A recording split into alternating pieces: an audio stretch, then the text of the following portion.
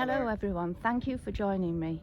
I'm at Beeston Castle and I'm just starting on my look around and taking you around. And this lovely gentleman, Bob, hello, is going to tell me a little bit about where we are standing. Right, we're... Okay? Yes. We're now standing on the rampart of what was the prehistoric hill fort at Beeston. Right. Which dates back to about 1000 BC, 3000 years ago. Around the east side of the hill, for certain there would have been a rampart running down to the gateway.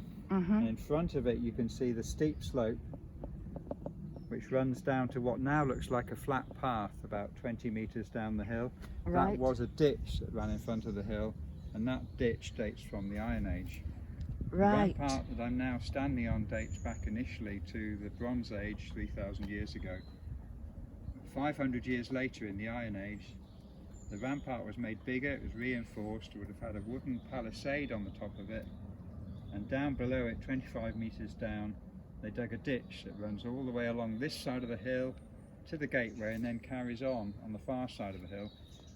When you go out through the gate, you'll be able to see that ditch because it's so big. Is it dug into soil, clay, or was it into the hill? Into rock? It's there is a bit of thin topsoil on the hill, but you don't have to go far below it to find stone. So it's very thin cover of earth over a sandstone hill. The hill is 99% sandstone. Right. Okay, so is she taking care not to end up going on her backside?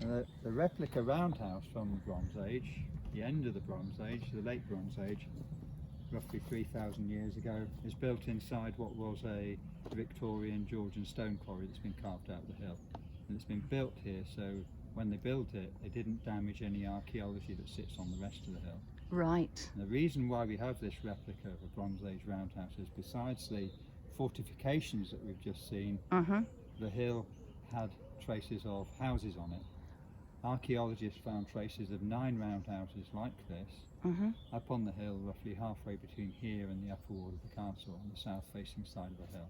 Right. They built this here so as not to damage any of the archaeology, because the people digging the quarry in the 19th, 18th century did all the damage for us. Yes.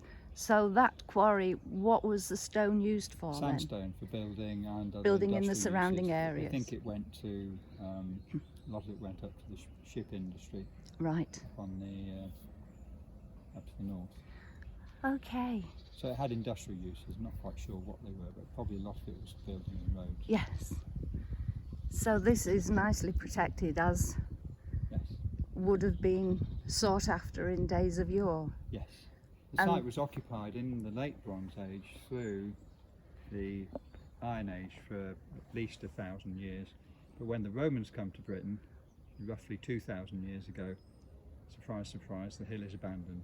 There's nothing documented, but the one thing the Romans did, if it hadn't already happened, was to tell people to get out of Hill Fort. Go away. Hill Fort with Brits in it would have been a centre of resistance and trouble. And so, the fencing. The fencing around the site. I love that fencing. That's just a sort of fencing they could have made in prehistoric times, hurdling and brush fencing. There's hurdling over on the left, and the ones that to the right of the gate, that's what we call a brush fence. It's posts with brushwood pushed into it. Yes.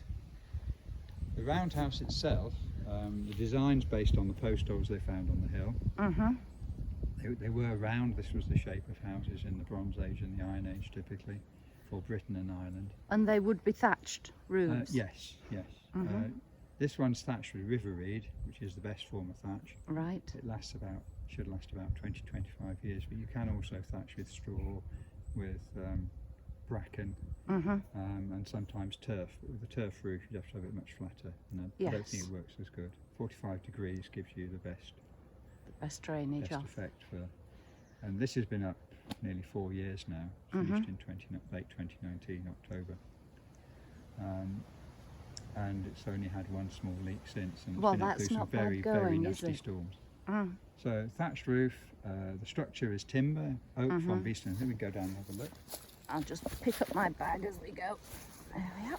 A lot of the information on how this would have been made doesn't come from Beeston, because all that was left here was the holes in the ground, basically. Yes. Traces of the holes in the ground. So there was knowledge about where they were, not how they were No, made. you know where the post went, because there's Yes. a pattern of post holes, but the rest of it has come from other sites where material has been preserved, particularly East Anglia and Right. Scotland. So they know this is how they built them. If you bury wood under water and mud and keep the oxygen off, it's preserved. And they found places where buildings from this period, 3,000 years old, have still got whole timbers. Right. So that they've used that information to talk about the build of the rest of the house. And what you have is an oak framework Yep. with a ring of posts around the outside. Mm-hmm. Walls made of wattle Wattle and daub. If you come over So here- is that all straw, mud? Would there be any manure in there for good We measure? didn't use manure. Health Right. and Safety at Work Act intervened. This is just mud from the quarry with offcuts from the thatch Mm-hmm. and water, and it crumbles. You can see it's Yes. crumbling away, and inside you'll see some holes open up. They've got some maintenance work to do this winter. Right. If you'd used dung, that would have been perfect. Manure would have held Cow it dung is together. brilliant. Yes. They Yes. still use it in Africa. Yes. So wattle and daub walls, thatch roof, oak in the big uprights. These go into the ground 1.5 meters. Gosh, that's a good foundation, isn't it? Rammed stones around, hold them up. Rafters here, well, there's beams, sorry, before we move on to the rafters, beams joining the pillars, Mm-hmm. and they give the walls its strength. There's a hoop of beams, Mm-hmm. jointed with wooden joints. There's no nails, screws or bolts used in the structure. Wooden joints, wooden pins, all made with simple hand tools. No saws were used in the build. Just They use the replicas axes, of. Yeah. adzes, chisels, augers, Mm-hmm. wood chopping implements basically. Yes.